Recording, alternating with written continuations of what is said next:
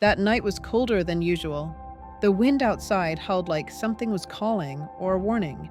Inside the house, the three kittens, Whiskers, Muffin, and Sprinkles, sat together near the dim fireplace. The flames were low, almost dying, and the room grew darker, second by second. Whiskers tilted her head. She heard something. A faint whisper behind the sofa, like someone breathing. Sprinkles stepped back. Muffin, did you hear that? Muffins first stood up immediately. He hissed softly. The whisper came again, but this time longer. Not a voice, not wind, something in between. It sounded like, "Come here." The kittens froze. Whiskers slowly walked toward the sound. Every step echoed through the silent room, like the house itself was listening. The shadows on the walls started to shift, even though nothing in the room was moving.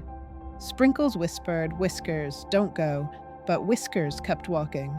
Then a loud thump came from the kitchen. They all jumped.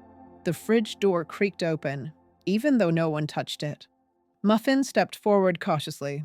The kitchen lights flickered on and off, once, twice, then went dark completely. Inside the darkness, something moved. A shape, small but fast.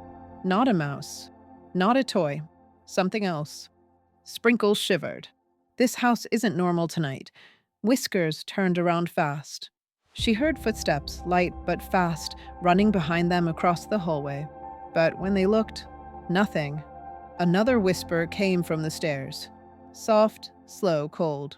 Whiskers looked at Muffin. "We have to check upstairs." Muffin didn't want to. Sprinkles definitely didn't want to. But they couldn't stay downstairs with the voices and shadows. The stairs creaked as they climbed. Halfway up, the lights in the hall flickered again. At the top, the air was freezing, like the window was open, but it wasn't. A door at the end of the hall slowly opened. Inside was a guest room no one had used in months. As they walked in, their paws touched dust on the floor. But then Whiskers noticed something. There were fresh paw prints in the dust. Small, tiny, not theirs. They followed the prints to the corner of the room, where an old toy cat sat, one they had never seen before. Its glass eyes stared straight at them. Sprinkles whispered, "That toy wasn't here before." Suddenly, the door slammed shut behind them. All three kittens jumped. The toy cat's head turned slightly. Muffin hissed loudly, backing up. Whiskers said, "This isn't normal." The toy cat fell to the floor. Then, it slid toward the kittens by itself. They pushed against the door, panicking, but it wouldn't open. Then, from under the bed, came self-scratching. Slow, steady, like something trying to get out. Sprinkles' eyes filled with fear.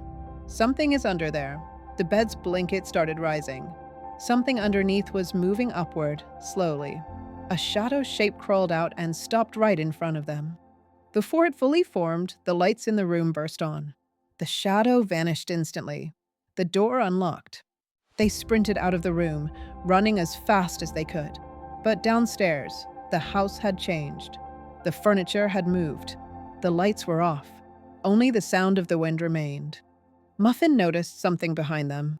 A figure, standing at the top of the stairs.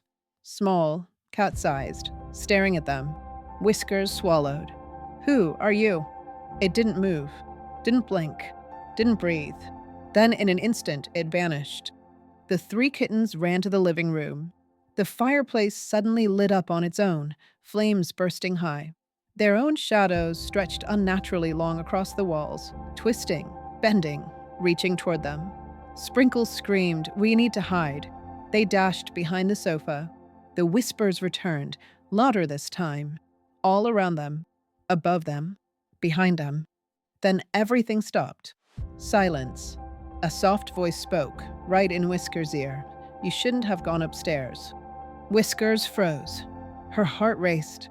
The light flickered. The toy cat from upstairs was now sitting right in front of them, staring. Then, just as the clock hit midnight, all the lights turned on. The whispers stopped. The shadows returned to normal. And everything in the house looked exactly the same as before. The kittens ran to their bed and stayed awake until sunrise, too afraid to sleep. From that night on, they never climbed the stairs after dark again.